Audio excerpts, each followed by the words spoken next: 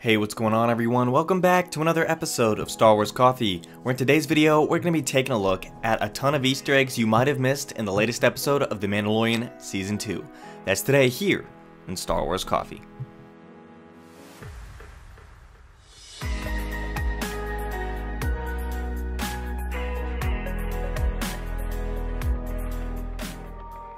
Greetings, Exalted Ones. Greetings to all you Jedi, Padawans, and younglings out there. This is Star Wars Coffee, covering everything you need to know about the latest developments, news, and leaks in Star Wars, and as always, giving you my analysis. Channel memberships are now live, so be sure to check that out on the channel page. Special shout out to the current members, Neon Victor, BSimms, and Daniel Davis.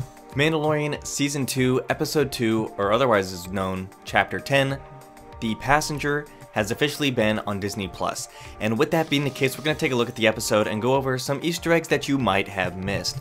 So, this episode was not really furthering the plot that much. It was really much more of like a character development episode, which is fine with me. On my earlier video about this episode, it seems like you guys took the perception that I was talking more negatively about it than I really intended to. And that's not the case at all. I really did enjoy this episode. It just wasn't everything I thought it was going to be based on everything that we had seen. So next week it will be the continuation of what I thought we were going to see this week, which is fine. So this episode was really good for developing the relationship between Din and the child. Mando got to be a father, and there was a lot of great Baby Yoda moments in there as well.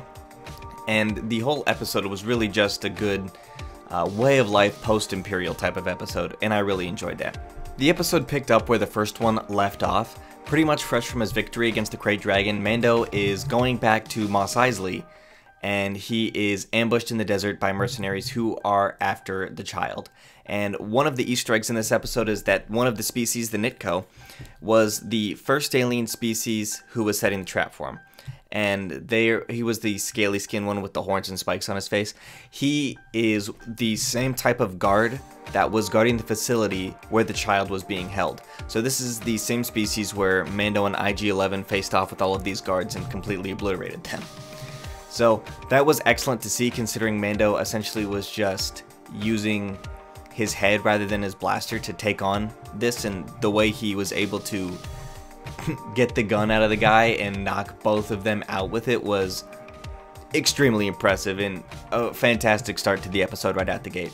So there was a lot of desert scape, so really hitting on that western thing that they've been kind of marketing in all of the promo material thus far, and that was excellent. And then we see Pelimato's character talk about the Mandalorian armor and said, "You killed him." Didn't really kill him, but because it turned out to be Cobb Vanth, as we met last time. And an important thing to note, this cantina that they're in is the Mos Eisley Cantina from A New Hope. The recreation is amazing. Really well done. Same bartender and everything. It is fantastic. Everything was good. So we have what Pelimato's character is playing as Sabak. It's one of the games that they're talked about in Empire Strikes Back. So it's talked about in that. It's what Han and Lando are playing in Solo, and this has also briefly appeared in Rebels and The Force Awakens. So that card game makes another appearance as well. Very cool to see. And Pelimato, in terms of her dialogue when talking with Mando, talks about the fact that the character that she's playing Sabak with has a lead on where she can find the next, Mandalorian, and she has to take this passenger.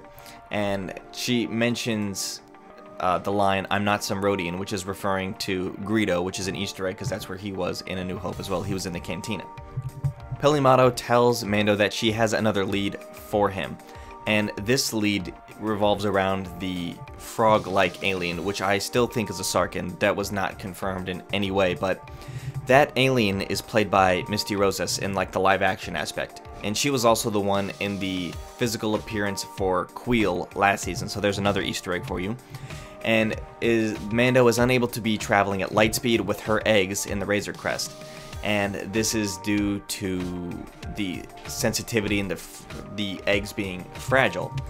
And the traveling sublight is also a reference to Empire when the hyperdrive is broken and they can't go to light speed, and so they have to kind of just float along. And It's not like an exact Easter egg, but it's the same type of situation that they kind of found themselves in. So this new alien is got these eggs, and of course the child could not help but find his way over to them for a light snack. So everything is going according to plan, and then all of a sudden these X-Wing pilots come out. And Mando is also trying to communicate with his passenger, who does not speak any type of communication that he can go with. And so another Easter egg from Return of the Jedi and kind of the Han lineage is Jabba the Hutt. Mando asks him, do you speak Huttese? So Mando does not speak whatever this frog lady, the Sarkin, speaks. And so there was just a Jabba Easter egg there, another Tatooine Easter egg, full of Tatooine Easter eggs today. And we get these two X-Wing pilots. So the New Republic cops, these are New Republic cops. So this is before the First Order destroyed the New Republic, before they were able to take over after the remnants of the Empire. And these pilots we saw in Episode 6, The Prisoner of Season 1. And I'm sure a lot of you guys will know that Dave Filoni was one of them. So he has made his second cameo appearance in The Mandalorian as another pilot, which is fantastic for him. That was exciting to see. I really enjoyed seeing that. So the New Republic, by the way, is what is destroyed in The Force Awakens when Kylo uses the Starkiller base. That is what they destroy, is the New Republic. So there's just another Easter egg there, kind of tying everything together between different mediums. And Mando, during this interaction, mentions that, may the Force be with you. So to try and say, yeah, he's not going to harm anybody, he's not in any danger of them. And we did get a callback to last season. So by the end of the episode, continuing on with the X-Wing action, they were saying that Mando should be arrested in theory, but that these are difficult times. And they mention Lieutenant Davin. And this was the character that Matt Lanter played in Episode 6 of Season 1, The Prisoner. And Matt Lanter, for those of you who are unaware, was the voice of Anakin Skywalker in The Clone Wars. So another fantastic cameo there. And if you want an even more of a Clone Wars cameo, the actor who voiced the Sarkin Frog Lady was D. Bradley Baker, who is the voice of all of the clones and Commander Rex in the Clone Wars. He's also Captain Rex. Mando also, in that interaction with the Republic, has talked about Prisoner X6911, which is another callback to The Prisoner. So they're really tying this back. And the reason they're tying it back to this specific episode is because this is also the episode where Dave Filoni appeared last time. So it turns out the Republic is not very happy with Din at the moment. I know a lot of you guys are wondering about the busted droid and the communication between the Sarkin and Mando. And they're talking about the way they communicate, first of all, is another hint back to Chapter 6. This is the droid that name was Zero, and it was voiced by Richard Ayoade. And he returned to lend his voice to the character, but this was the droid that almost destroyed the child. And when the child was starting to use the Force, Mando came in and saved the child from what appeared to be certain doom. And with this being the case, through that communication, Mando was reminded of the Mandalorian code. So this is to prove to him that he needs to honor the deal that he made to her. When he said the deal was off, the Razor Crest was having issues, and they got stranded on that planet. And so the planet, by the way, that they were on, a lot of you guys have been asking me, what planet are they on as well? And so the planet that they were on is an ice planet, and it is called Maldo Kreis. On this planet, they have these spiders, and these spiders attack Mando and are just going all after him. And in this is a Rebels hint, by the way. They are referred to as crawlers. These are carnivorous creatures, so they were definitely going after Mando and the Sarkin. And the Rebels were attacked by them after building a base on Autolon in Season 2, The Mystery of Chopper Base, that episode. So there's another Rebels hint there. So again, excellent weaving of all of the different mediums and is just excellent to see how well this show is really taking the lore very seriously and really working everything that they have into it. So the end of the episode is they just essentially they get the Razor Crest up and flying again, and through that the plot is really them trying to figure their way out of this issue. And so next week we should see Sasha Banks as we know that the Sarkin and Mando end up where they need to go, and that is on the docks where Sasha Banks will appear.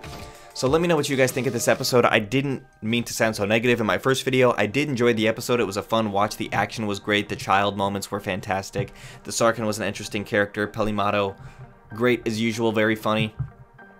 Very good lore episode, and that is pretty much the reason I enjoyed it so heavily, is all of the Easter eggs were just, it really made you feel like it was just so good, like right between Return of the Jedi and the New Republic. Excellent stuff. So let me know what you guys think about this in the comment section down below. Thank you guys for watching. May God bless you, and the Force be with you always. If you enjoyed this episode, and frankly, even if you didn't, don't forget to subscribe. Do it! And if you want to help spread the word, please give this video a thumbs up and tell your friends to subscribe. Please check out the official Star Wars Coffee merchandise, and don't forget to check out all of the content playlists on this channel, including The Rise of Skywalker, The Mandalorian, and much more.